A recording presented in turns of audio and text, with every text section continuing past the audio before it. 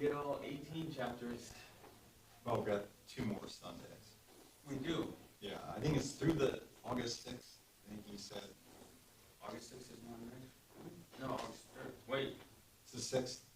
the 6th is, that's next week. Yeah. Oh, so we're not starting a new class? on Because the 6th? payday is the 4th, which is Friday. So, figured that out real quick. Of course you did. Yeah, I can't believe we're almost done with July. Yeah, Whiz by. I needed to do just that for the summertime. I don't need to be in June, July, and August for too long. Just go. And it's been especially hot this year. Yes, it has been. I mean, everywhere else, but around here as well. Yeah. I get to work out there, so I know. Yeah. It's not delightful. Yeah. What's delightful is that it's going by quickly. Yep. So, Yeah, it'll be warm in September, but not as warm as August. right. In October, it'll be. We like a slight. Say in Florida, they have only 3 seasons. Hot, and hot. See, I Hottest. You forgot the hottest, yes. Hottest. Yeah.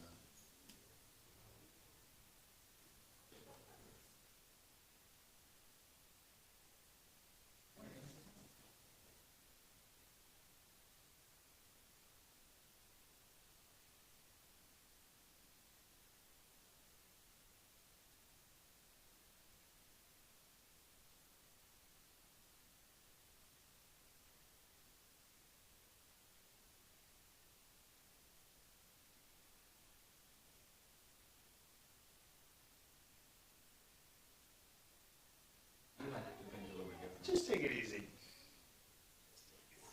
This is not our last time, or is this our last? We'll have one more. One more, okay, yeah. Yeah. So we'll do the 6th of August and then after that. Yeah, and then the next one is Promotion Sunday.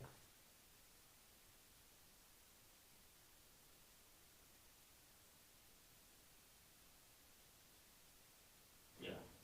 I was like, I don't think we're gonna get 18 chapters.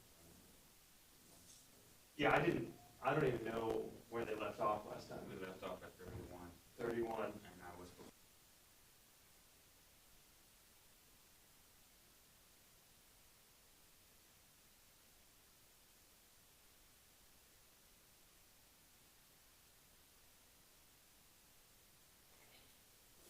That's great. Have to do speed reading Yeah, we get to. through Genesis. Yeah, exactly. Listen, don't worry about pronunciation or anything. Just go at it. Or punctuation. Yeah, exactly. Just rifle on All those through. commas, just. Yeah. We can do 9 chapters, right? Yeah, I think. 9 chapters a week. Yeah. What slowed us down is that we had a lot of verses last week, and the chapter we covered like 60 some odd.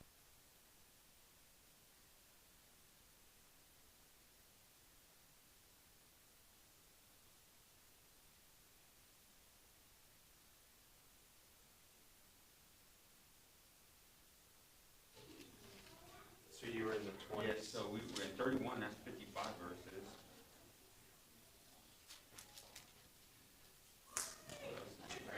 Yeah, 24 is 67 verses. Yeah, I think that's the chapter we started.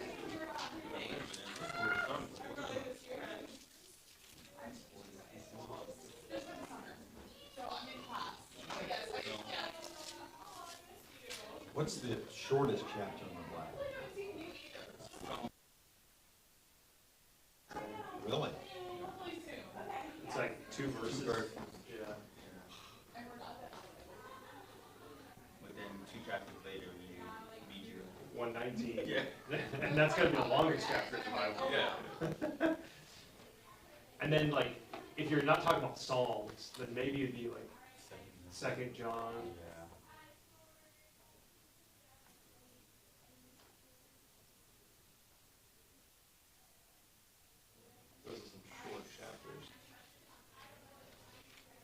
teach Hebrews through Revelation, and I don't even talk about 2nd and 3rd John. I probably should. Wait, what do you mean?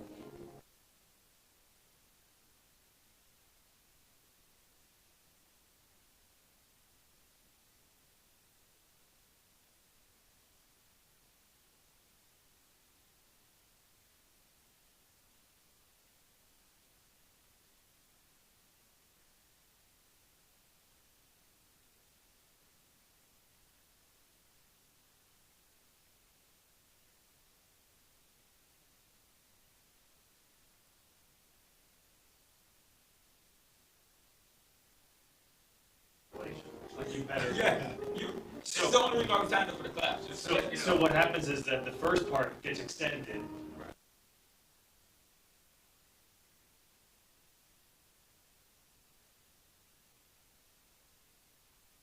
So that squeezes the ones in between.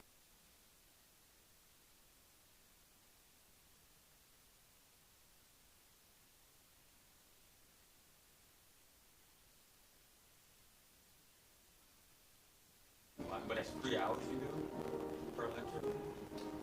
Every class session is 3 hours. Yeah. So I think Hebrews is 3 of those. James is 2 of those. 1 Peter is 2 of those. Second,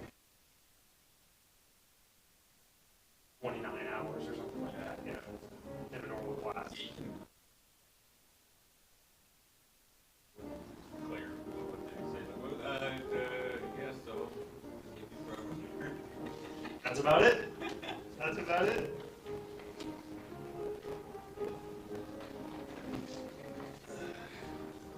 Is everyone happy to read?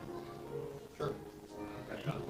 Should we make decisions about 32 and 33, that was, 32 and 33? I'll do, Hey, I'll do folks. 34 and 35. Glad you got a seat.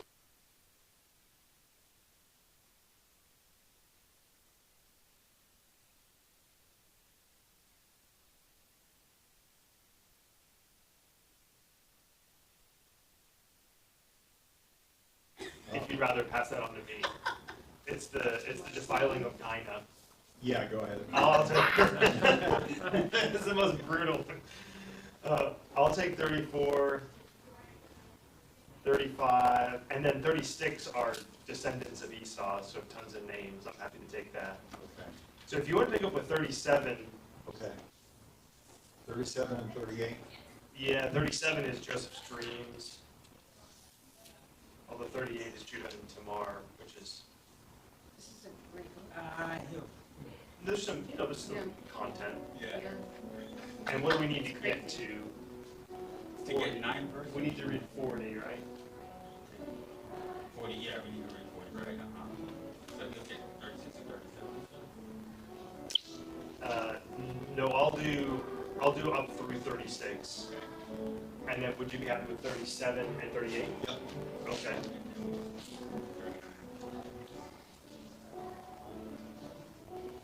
Would either you like to read? Don't feel pressured to.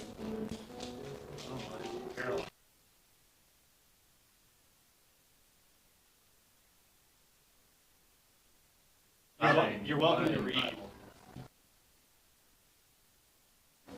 Whoops. You want to? You want I like it. Yeah, I don't mind. Okay, then I think you'll be Which chapter? 39 and 40, and that'll get us, because we have one.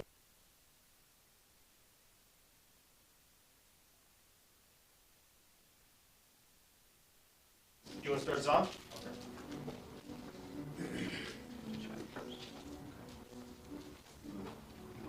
Yeah, I'm happy to pray.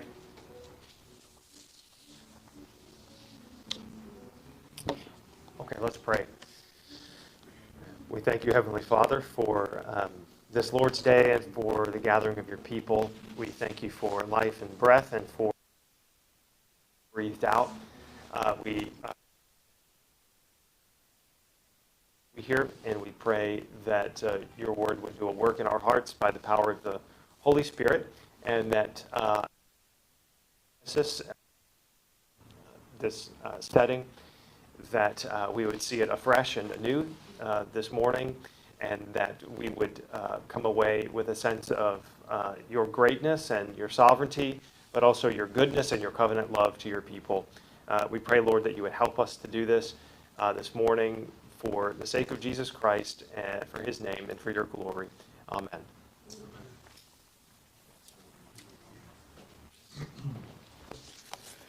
Genesis 32. Jacob went on his way, and the angels of God met him. And when Jacob saw them, he said, "This is God's camp." So he called the name of that place Mahanaim. Mahanaim. And Jacob sent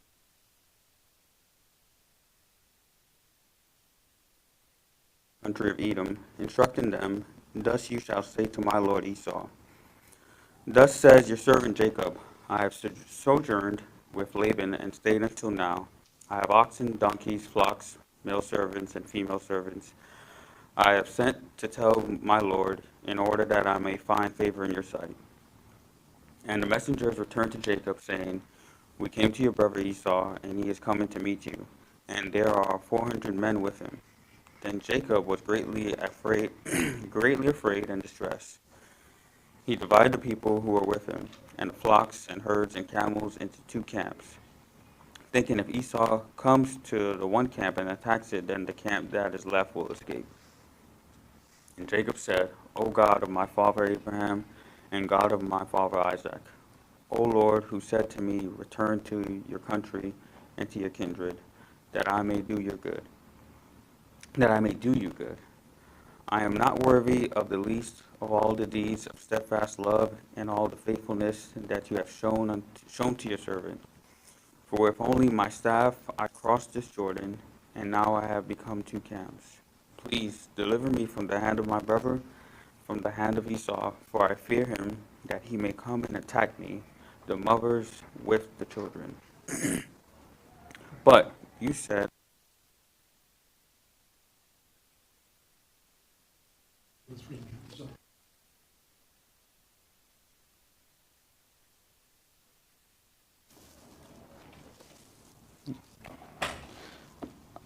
let me see where I was at. I'll start at verse 11 again.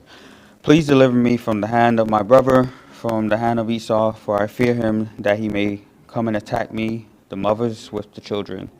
But you said, I will surely do you good, and make your offspring as the sand of the sea, which cannot be numbered for multitude." So he stayed there that night, and from what he had with him he took a present for his brother Esau, 200 female goats and 20 male goats, 200 ewes and 20 rams, 30 milking camels and their calves, 40 cows and 10 bulls, 20 female donkeys and 10 male donkeys. These he handed over to his servants. Every drove by itself, and said to his servants, "Pass on ahead of me," and put a space between drove and drove. He instructed the first, "When Esau my brother meets you and asks you, 'To whom do you belong? Where are you going? And whose are these ahead of you?' Then you shall say, 'They belong to your servant Jacob. They are a present sent to my lord Esau, and moreover he is behind us.'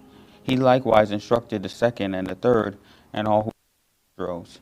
You shall say the same thing to Esau when you find him. And you shall say, 'Moreover, your servant Jacob is behind us.' For he thought, I may appease him with the present that goes ahead of me, and afterward I shall see his face. Perhaps he will accept me." So the present passed on ahead of him, and he himself stayed the night in the camp. The same night he arose and took his 2 wives, his 2 female servants, and his 11 children, and crossed the ford of the Jabbok. He took them and sent them across the stream, and everything else that he had. And Jacob was left alone. And a man wrestled with him until the breaking of the day. When the man saw that he did not prevail against Jacob, he touched his hip socket, and Jacob's hip was put out of his joint, and he wrestled with him. Then he said, "Let me go, for the day has broken." But Jacob said, "I will not let you go unless you bless me." And he said to him, "What is your name?" And he said, "Jacob." Then he said, "Your name shall no longer be called Jacob, but Israel, for you have striven with God and with man, and have prevailed. Then Jacob asked him, Please tell me your name. But he said, Why is it that you ask my name? And there he blessed him.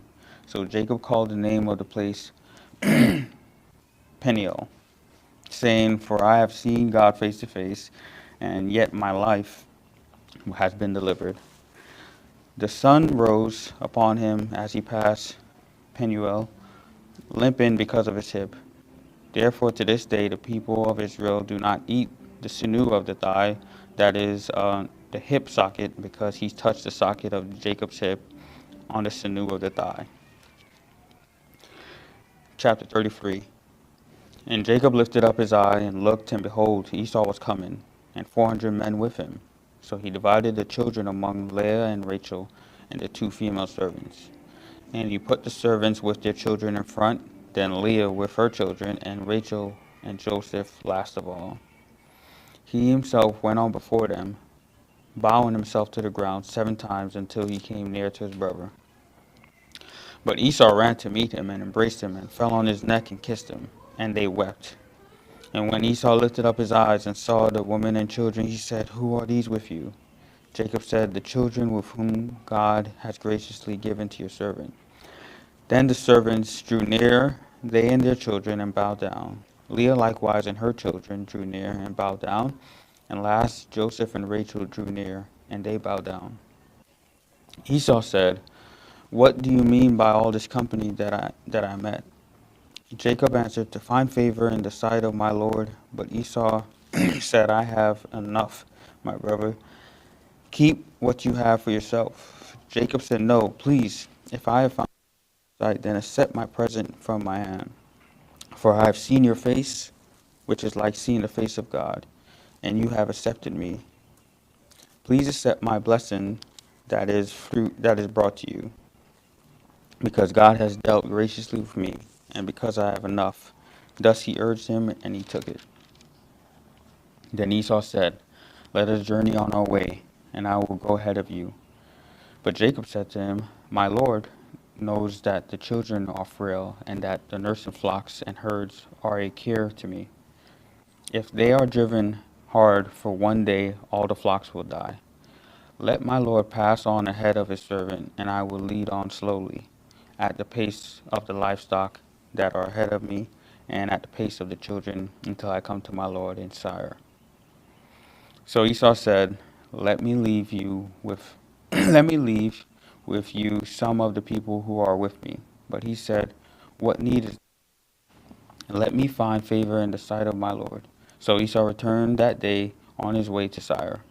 But Jacob journeyed to Succoth, and built himself a house and made booths for his livestock. Therefore the name of the place is called Succoth. And Jacob came safely to the city of Shechem, which is the land of Canaan, on his way from Paddan Aram.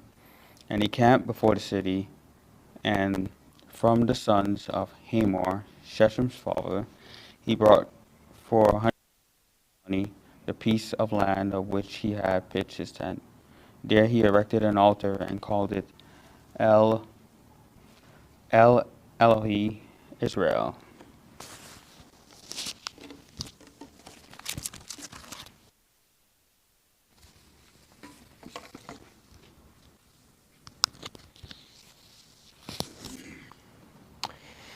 Now Dinah, the daughter of Leah, whom she had borne to Jacob, went out to see the woman of the land.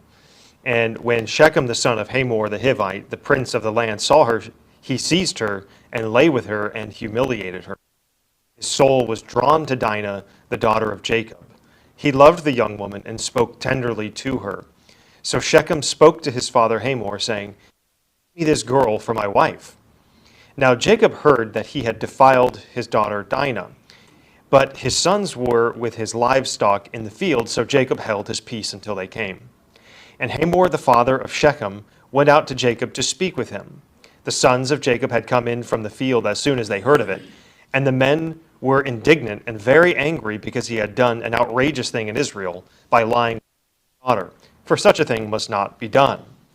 But Hamor spoke with them, saying, The soul of my son Shechem longs for your daughter. Please give her to him to be his wife. Make marriages with us. Give your daughters to us, and take our daughters for yourselves. You shall dwell with us, and the land shall be open to you. Dwell and trade in it, and get property in it. Shechem also said to her father and to her brothers, Let me find favor in your eyes, and whatever you say to me I will give. Ask me gift as you will, and I will give whatever you say to me. Only give me the young woman to be my wife. The sons of Jacob answered Shechem and his father Hamor deceitfully, because he had defiled their sister Dinah. They said to them, We cannot do this thing to give our sister to one who is uncircumcised, for that would be a disgrace to us. Only on this condition will we agree with you, that you will become as we are by every male among you being circumcised. Then we will give our daughters to you, and we will take your daughters to ourselves, and we will dwell with you and become one people. But if you will not listen to us and become circumcised, then we will take our daughter, and we will be gone. Their words pleased Hamor and Hamor's son Shechem, and the young man did not delay to do this thing, because he delighted in Jacob's daughter. Now he was the most honored of all his father's house. So Hamor and his son Shechem came to the gate of their city and spoke to the men of their city, saying, These men are at peace with us. Let them dwell in the land and trade in it, for behold, the land is large enough for them. Let us take their daughters as wives, and let us give them our daughters. Only on this condition will the men agree to dwell with us to become one people, when every male among us is circumcised as they are circumcised. Will not their livestock, their property, and all their beasts be ours? Only let us agree with them, and they will dwell with us. And all who went out of the gate of his city listened to Hamor and his son Shechem, and every male was circumcised, all who went out of the gate of his city. On the third day, when they were sore, two of the sons of Jacob, Simeon and Levi, Dinah's brothers, took their swords and came against the city while it felt secure, and killed all the males. They killed Hamor and his son Shechem with the sword, and took Dinah out of Shechem's house and went away. The sons of Jacob came upon the slain and plundered the city, because they had defiled their sister. They took their flocks and their herds, their donkeys, and whatever was in the city and in the field. All their wealth, all their little ones and their wives, all that was in the houses, they captured and plundered. Then Jacob said to Simeon and Levi, You have brought trouble on me by making me stink to the inhabitants of the land, the Canaanites and the Perizzites. My numbers are few, and if they gather themselves against me and attack me, I shall be destroyed, both I and my household. But they said, Should he treat our sister like a prostitute? He said to Jacob, Arise, go up to Bethel and dwell there. Make an altar there to the God who appeared to you when you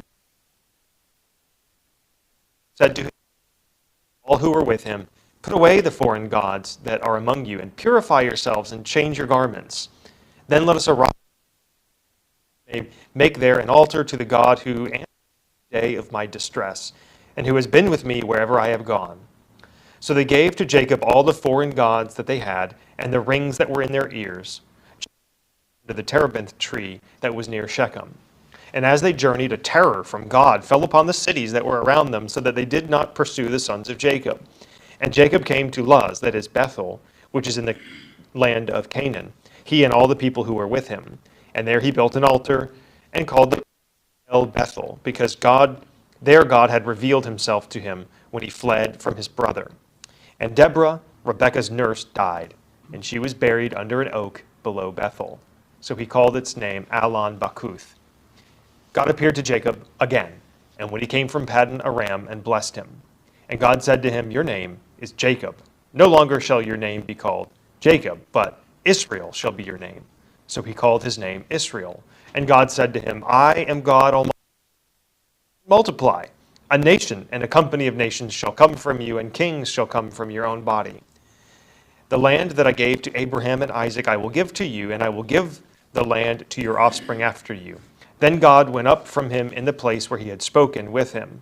And Jacob set up a pillar in the place where he had spoken with him, a pillar of stone. He poured out a drink offering on it and poured oil on it. So Jacob called the name of the place where God had spoken with him, Bethel. Then they journeyed from Bethel. When they were still some distance from Ephrath, Rachel went into labor, and she had hard labor. And when her labor was at its hardest, the midwife said to her, Do not fear, for you have another son. And as her soul was departing, for she was dying, she called his name Ben-Oni, but his father called him Benjamin. So Rachel died, and she was buried on the way to Ephrath, that is, Bethlehem. And Jacob set up a pillar over her tomb. It is the pillar of Rachel's tomb, which is there to this day. Israel journeyed on and pitched his tent beyond the Tower of Eder. When Israel lived in that land, Reuben went and lay with Bilhah, his father's concubine, and Israel heard of it. Now the sons of Jacob were 12, the sons of Leah, Reuben, Jacob's firstborn, Simeon, Levi, Judah, Issachar, and Zebulun, the sons of Rachel, Joseph, and Benjamin.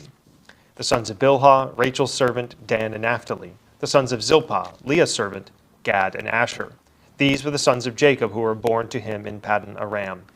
And Jacob came to his father Isaac at Mamre, or Kiriath Arba, that is Hebron, where Abraham and Isaac had sojourned. Now the days of Isaac were 180 years, and Isaac breathed his last, and he died, and was gathered to his people, old and full of days, and his sons Esau and Jacob buried him. These are the generations of Esau, that is, Edom. Esau took his wives from the Canaanites, Adah, the daughter of Elon the Hittite, Oholibamah, the daughter of Anah, the daughter of Zibeon the Hivite, and Basemath, Ishmael's daughter, the sister of Nebaioth. And Adah bore to Esau Eliphaz, Basemath bore Ruel, and Oholibamah bore Jeush, Jalam, and Korah.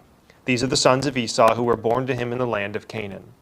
Then Esau took his wives, his sons, his daughters, and all the members of his household, his livestock, all his beasts, and all his property that he had acquired in the land of Canaan.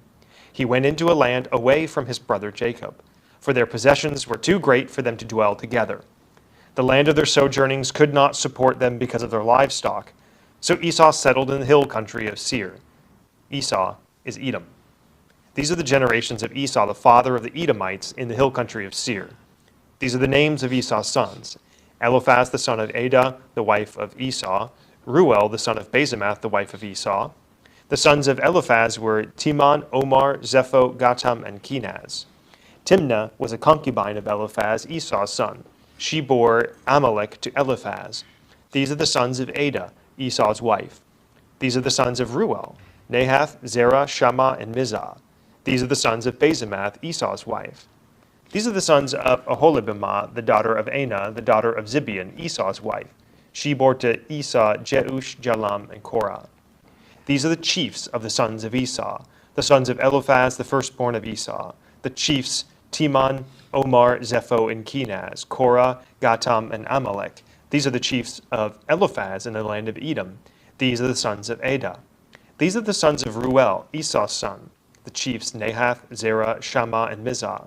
These are the chiefs of Ruel in the land of Edom. These are the sons of Basemath, Esau's wife. These are the sons of Oholibamah, Esau's wife, the chiefs Jeush, Jalam, and Korah. These are the chiefs born of Oholibamah, the daughter of Anah, Esau's wife. These are the sons of Esau, that is, Edom, and these are their chiefs. These are the sons of Seir the Horite, the inhabitants of the land: Lotan, Shobal, Zibeon, Anah, Dishon, Ezer, and Dishon. These are the chiefs of the Horites, the sons of Seir in the land of Edom. The sons of Lotan were Hori and Himam, and Lotan's sister was Timnah. These are the sons of Shobal: Alvan, Manahath, Ebal, Shepho, and Onam. These are the sons of Zibeon: Aya and Anna. He is the Anna who found the hot springs in the wilderness as he pastured the donkeys of Zibeon his father. These are the children of Anah, Dishon and Oholibamah, the daughter of Anah. These are the sons of Dishon: Hemdan, Eshban, Ithran, and Cheran. These are the sons of Ezer: Bilhan, Zaavan, and Akan. These are the sons of Dishon: Uz and Aran. These are the chiefs of the Horites, the chiefs of Lotan: Shobal, Zibeon, Anah, Dishon, Ezer, and Dishon. These are the chiefs of the Horites, chief by chief in the land of Seir. These are the kings who reigned in the land of Edom, before any king reigned over the Israelites. Bela the son of Beor reigned in Edom, the name of his city being Dinhabah. Bela died, and Johab the son of Zerah reigned in his place. Jobab died, and Husham of the land of the Temanites reigned in his place. Husham died, and Hadad the son of Bedad, who defeated Midian in the country of Moab, reigned in his place, the name of his city being Avith. Hadad died, and Samlah of Masrekah reigned in his place.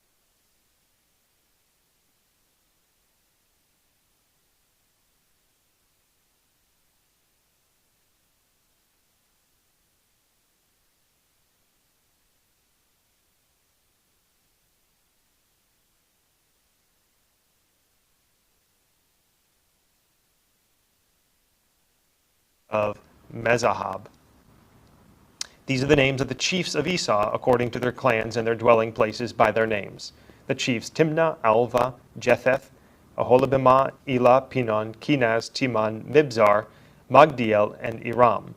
These are the chiefs of Edom, that is Esau, the father of Edom, according to their dwelling places in the land of their possessions.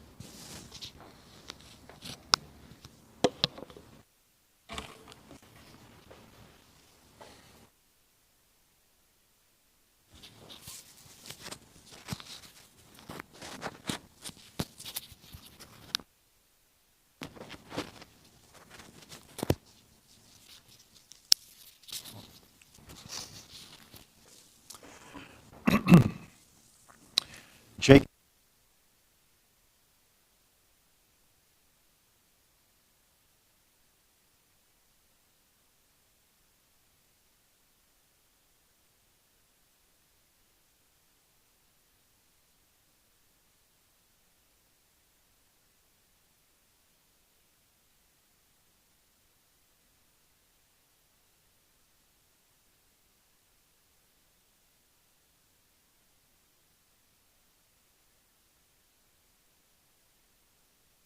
of many colors. But when his brothers saw that their father, they hated him and could not speak peacefully to him. Now Joseph had a dream, and when he told it to his brothers, they hated him even more. He said to them, "Hear this dream that I have dreamed. Behold, we were binding sheaves in the field, and behold, my sheaf arose and stood upright. And behold, your sheaves gathered around it and bowed down to my sheaf." His brothers said to him, "Are you indeed to reign over us? Or are you indeed to rule over us?" So they hated him even more for his dreams and for his words. And then he dreamed another dream and told it to his brothers and said, "Dreamed another dream. Behold, the sun, the moon, and 11 stars were bowing down to me." But when he told it to his father and to his brothers, his father rebuked him and said to him, "What is this dream that you have dreamed? Shall I and your mother and your brothers indeed come to bow ourselves to the ground before you?" And his brothers were jealous of him, but his father kept the saying in mind. Now his brothers went to pasture their father's flock near Shechem, and Israel said to Joseph, "Are not your brothers pasturing the flock at Shechem? Come, I will send you to them." And he said to him, "Here I am." So he said to him, "Go now, see if it is well with your brothers and with the flock, and bring me word." So he sent him from the valley of Hebron, and he came to Shechem, and a man found him wandering in the fields. And the man asked him, "What are you seeking?" "I am seeking my brothers," he said. "Tell me, please, where are they pasturing the flock?" And the man said, "They have gone away, for I heard them say, 'Let us go to Dothan.'" So Joseph went after his brothers and found them at Dothan. They saw him from afar, and before he came near to them, they conspired against him to kill him. They said to one another, "Here comes this dreamer. Come now, let us kill him and throw him into one of the pits. Then we will say that an animal has devoured him, and we will see what will become of his dreams." But when he heard it, he rescued him out of their hands, saying, "Let us not take his life." And Reuben said to them, "Shed no blood, throw him into this pit here in the wilderness, but do not lay a hand on him, that he might rescue him out of their hand to restore him to his father." So when Joseph came to his brothers, they stripped him of his robe, the robe of many colors that he wore. And they took him and threw him into a pit. The pit was empty, no water in it. Then they sat down to eat, and looking up, they saw a caravan of Ishmaelites coming from Gilead with their camels bearing gum, balm, and myrrh on their way to carry it down to Egypt. Then Judah said to his brothers, "What profit is it if we kill our brother and conceal his blood? Come, let us sell him to the Ishmaelites, and let not our hand be upon him, for he is our brother, our own flesh." And his brothers listened to him. Then Midianite traders passed by, and they drew Joseph up and lifted him out of the pit and sold him to the Ishmaelites for 20 shekels of silver. They took Joseph to Egypt. When Reuben returned to the pit and saw that Joseph was not in the pit, he tore his clothes and returned to his brothers and said, "The boy is gone, and I, where shall I go?" Then they took Joseph's robe and slaughtered a goat and dipped the robe in the blood, and the robe of many colors, and brought it to their father and said, "This we have found. Please identify whether it's my son's robe or not." And he identified it and said, "It is my son's robe." A fierce animal has devoured him. Joseph is without a doubt torn to pieces. Then Joseph tore his garments and put sackcloth on his loins and mourned for his son many days. All his sons and all his daughters rose up to comfort him, but he refused to be comforted and said, "No, I shall go down to Sheol to my son mourning." Thus his father wept for him. And meanwhile the Midianites had sold him in Egypt to Potiphar, an officer of Pharaoh, the captain.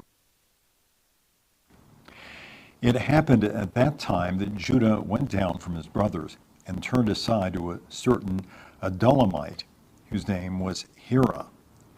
There Judah saw the daughters of a certain Canaanite whose name, and went into her, and she conceived and bore a son, and he called his. She conceived again and bore a son, and she called his name Onan. Yet again she bore a son, and she called his name Shelah. Judah was in Chezib when she bore him. And Judah took a wife for his firstborn, and her name was Tamar. But Judah's firstborn, was wicked in the sight of the Lord, and the Lord put him to death. Then Judah said to Onan, "Go into your brother's wife and perform the duty of a brother-in-law to her and raise up offspring for your brother." But Onan knew that the offspring would not be his. So whenever he went to his brother's wife, he would waste the semen on the ground so as not to give offspring to his brother. And what he did was wicked in the sight of the Lord, and he put him to death also. Then Judah said to Tamar, his daughter-in-law, "Remain a widow in your father's house till Shelah, my son, grows up," for he feared that he would die like his brothers. So Tamar went and remained in her father's house. In the course of time, the wife of Judah, Shua's daughter, died. When Judah was comforted, he went up to Timnah to his sheep shearers, he and his friend Hira, the Adullamite. And when Tamar was told, "Your father-in-law is going up to Timnah to shear his sheep," she took off her widow's garments and covered herself with a veil, wrapping herself up, and sat at the entrance to Enem, which is on the road to Timnah, for she saw that Shelah was grown up, and she had not been given to him in marriage. When Judah saw her, he thought she was a prostitute, for she had covered her face. He turned to her at the roadside and said, "Come, let me come in to you," for he did not know that she was his daughter-in-law. She said, "What will you give me that you may come into me?" He answered, "I will send you a young goat from the flock." And she said, "If you give me a pledge until you send it." He said, "What pledge shall I give you?" She replied, "Your signet and your cord and your staff that is in your hand." So he gave them to her and went into her, and she conceived by him. Then she arose and went away, and taking off her veil, she put on the garments of her widowhood. When Judah sent the young goat by his friend the Adullamite to take back the pledge from the woman's hand, he found her. And he asked the men of the place, "Where is the cult prostitute who is at Enam at the roadside?" And they said, "No cult prostitute has been here." So he returned to Judah and said, "I have not found her." Also the men of the place said, "No cult prostitute has been here." And Judah replied, "Let her keep the things as her own, or we shall be laughed at. You see, I sent this young goat, and you did not find her." About 3 months later, Judah was told, "Tamar, your daughter-in-law, has been immoral. Moreover, she's pregnant by immorality." And Judah said, "Bring her out and let her be burned." As she was brought out, she sent word to her father-in-law, "By the man to whom these belong, I am pregnant." And she said, "Please identify those these are, the signet and the cord and the staff." Then Judah identified them and said, "She is more righteous than I, since I did not give her to my son Shelah." And he did not know her again. When the time of her labor came, there were twins in her womb. And when she was in labor, one put out a hand, and the midwife took and tied a scarlet thread on his hand, saying, "This one came out first." But as he drew back his hand, behold, his brother came out, and she said, "What a breach you have made for yourself." Therefore his name was called Perez. Afterward his brother came out with a scarlet thread on his hand, and his name was called Zerah.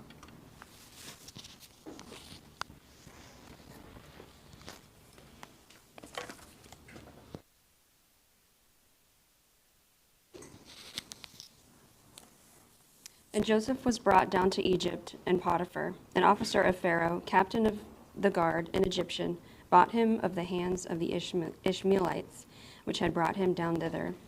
And the Lord was with Joseph, and he was a prosperous man, and he was in the house of his master the Egyptian.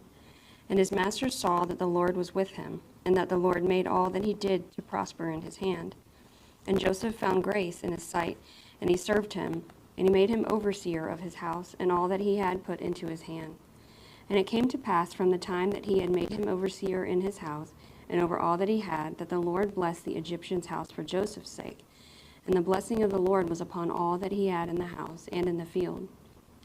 And he left all that he had in Joseph's hand. And he knew not aught he had, save the bread which he did eat. A goodly person, and well favored. And it came to pass after these things that his master's wife cast her eyes upon Joseph, and she said, "Lie with me."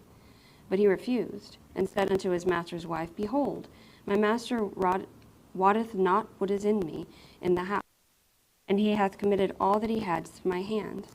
There is none greater in this house than I, neither hath he kept back anything from me but thee, because thou art his wife. How then can I do this great wickedness, and sin against God?" And it came to pass, as she spake to Joseph that day by day, that he hearkened not unto her, to lie by her, or to be with her. And it came to pass about this time that Joseph went into the house to do his business, and there was none of the men of the house there within. And she caught him by his garment, saying, "Lie with me." And he left his garment in her hand, and fled, and got him out.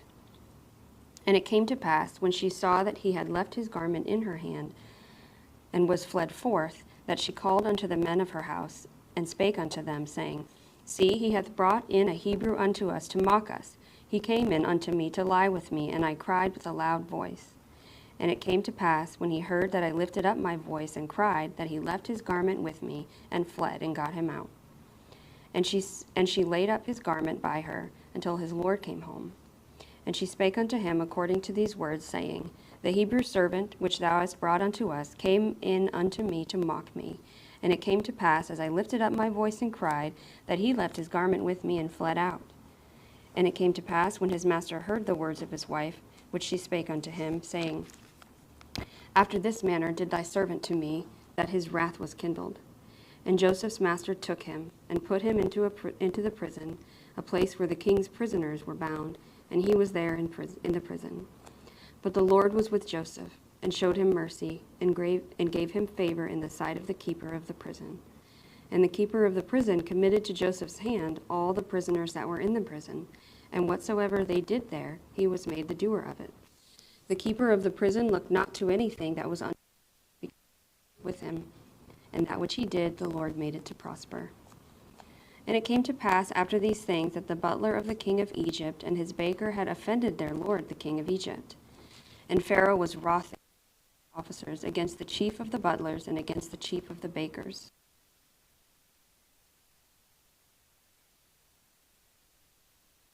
Bound. And the captain of the guard charged Joseph with them, and he served them, and they continued a season in ward. And they dreamed a dream, both of them, each man his dream in one night. According to the interpretation of his dream, the butler and the baker of the king of Egypt, which were bound in the prison, came in unto them in the morning and looked upon them. They were sad. And he asked Pharaoh's officers that were with him at his lord's house, saying, Wherefore look to him, we have dreamed a dream, and there is no interpreter of it. And Joseph said unto them, Do not interpretation of God? Tell me them, I pray you. The butler told his dream to Joseph, and said to him, In my dream, behold, a vine was before me, and in the vine were 3 branches, and it was as though it, and her blossoms shot forth, and the clusters thereof brought forth ripe grapes. And Pharaoh's cup was in my hand, and I took the grapes, and pressed them into Pharaoh's cup. And this is the interpretation of it.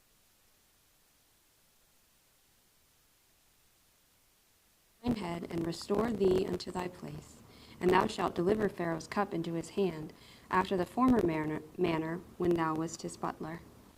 But think on me when it shall be well with thee, and show kindness, I pray thee, unto me, and make mention of me of this house. For indeed I was stolen away out of the land of the Hebrews, and here also have I done nothing, that they should have put me into the dungeon. When the chief baker saw that the interpretation was good, I also was in my dream, and behold, I had 3 white baskets on my head, and in the uppermost basket there was of all manner of bake meats for Pharaoh. And Joseph answered and said, This is the interpretation thereof. The 3 baskets are 3 days.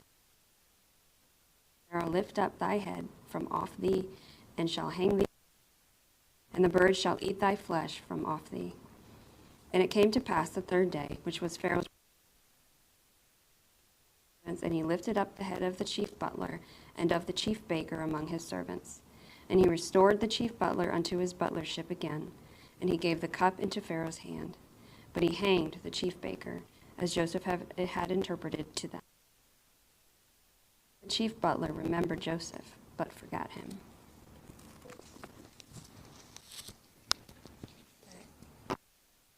I think we're okay there.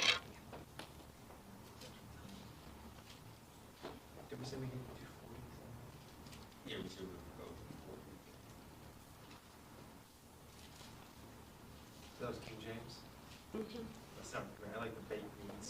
It was hyphenated at the end of the word, so what is that? Basement.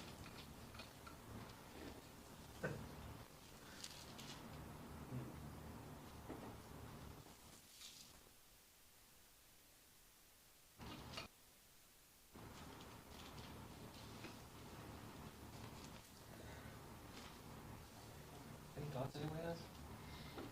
Anything stand out to you?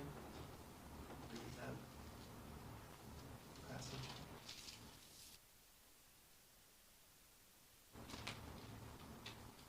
When Jacob said to Esau, I see your faces like seeing the face of God.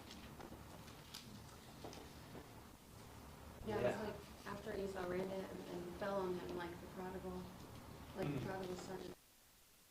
Any of that. He saw them far off and he ran to him.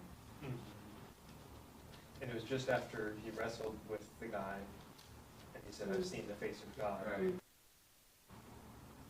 And I, Oh, Sandy, you was like Sandy.